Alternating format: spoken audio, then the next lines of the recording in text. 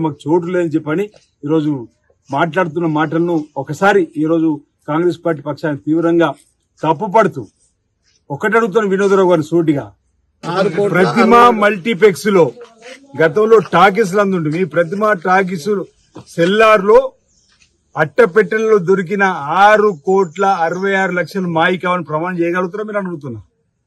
మా డబ్బు కాదు, మా ఉమ్మడి డబ్బు కాదు, రాబోయే ఎన్నికల్లో నేను ఎంపీగా పోటీ చేసిన కోసమే నా బంధువులు నేను కలిసి అక్కడ దాచుకున్నాను చెప్పని అన్నట్టు మాట తప్పు అని చెప్పి ప్రమాణం చేయగలుగుతూ ఉంటారు మీరు.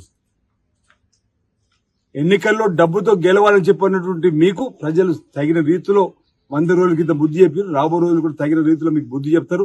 డబ్బును కాళేశ్వరాన్ని కామధేనుగా చేసుకొని విచ్చలవిడిగా డబ్బులు సంపాదించుకుంది అవినీతి అక్రమాల ద్వారా నాణ్యత కట్టడాలు కట్టని చెప్పని ప్రజలకు పోయింది. కాబట్టి ఈ లోకసభ ఎన్నికల్లో ఈ 17 సీట్లలో ఒక్క సీటు కూడా మీకు రాదు.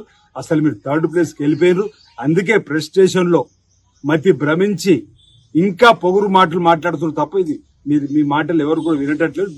మీ వ్యాఖ్యలు ఖండిస్తారు. ఈ శుద్ధ పూస మాటలు మానుకోవాల్సిందిగా వినోద్ కుమార్ చెప్తా ఉన్నాం. గతంలో ఎందుకు మీ కేసీఆర్ ఫ్యామిలీకి ఈ శుద్ధ పూస మాటలు చెప్పలేదు? ఆనాడు Congress party, TDP, YSR, CPI, CPM మొత్తం మంది ప్రతిపక్ష నాయకులు, ఒక ఎంఐఎం, బీజేపీ అందరికి కలుపుకున్నప్పుడు తప్పని ఎందుకని అడుగుతున్నా. ఇప్పుడు స్పీకర్ గారు వెంటనే నిర్ణయం తీసుకోవాలని అంటాడు. 2014లో స్పీకర్ గా ఉన్న మధుసూదనాచారి గారికి ఎందుకు చర్యలు తీసుకోమని చెప్పలేరు 23 మంది ఎమ్మెల్యేల మీద. 2018లో స్పీకర్ గా ఉన్న పోచారి శ్రీనివాసరెడ్డి పైన ఎందుకు ఒత్తిడి చేయలేరు వెంటనే వాళ్ళపై చర్య తీసుకోమని? అంటే మీకొక రూలు మాకొక రూలా? రాజకీయ వ్యూహాలు ప్రతి వ్యూహాలు తెలుసు.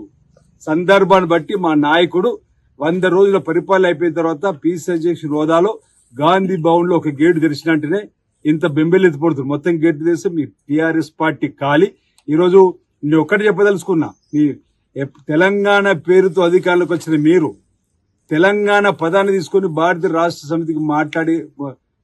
రాష్ట్ర సమితిగా పేరు మార్చుకున్న రోజే మీకు తెలంగాణ ప్రజలతో పేగుబంధం తెగిపోయింది. అందుకే మొన్నటి ఎన్నికల్లో మీకు ఓటమి. ఇక రాబో రోజుల్లో మీకు తెలంగాణలో స్థానం లేదు. భారతదేశంలో మహారాష్ట్రకు డబ్బులు ఖర్చు పెట్టారు, ఎక్కడెక్కడికో పోయి మీరు తెలంగాణ సొమ్మంతా కూడా దానం చేసిన ప్రజలకు వెళ్ళింది. కాబట్టి ఈ రోజు మీకు ఈ గతి అనేది మాట సందర్భంగా చెప్తూ